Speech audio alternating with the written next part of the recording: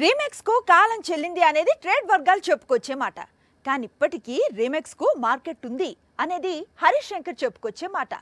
Already career లో చాలా remakes ను తెరకెక్కించాడు హరీష్. ఇప్పుడు ఏకంగా ఆవేశం రీమేక్ ను ప్లాన్ చేస్తున్నాడని ప్రచారం సాగుతోంది. ఈ ఏడాది మాలీవుడ్ హీరోలు సొంత ఇండస్ట్రీలో దుమ్ము రేపారు. వరుస విజయాలతో బాక్సాఫీస్ ను పరుగులు పెట్టించారు. అందులో ఒక సినిమా ఆవేశం. పుష్ప విలన్ ఫాహద్ ఫాజిల్ ఈ మూవీతో ఏకంగా 150 కోట్ల వసూళ్లను చూశాడు.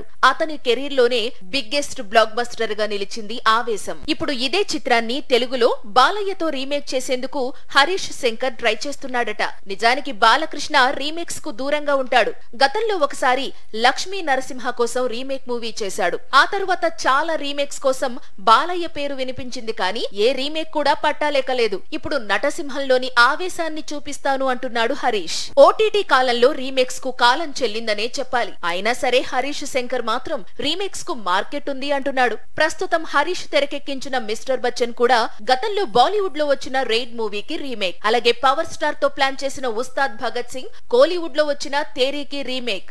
ఇప్పుడు ఇదే దారిలో ఆవేశం రీమేక్ ప్లాన్ చేస్తున్నాడట.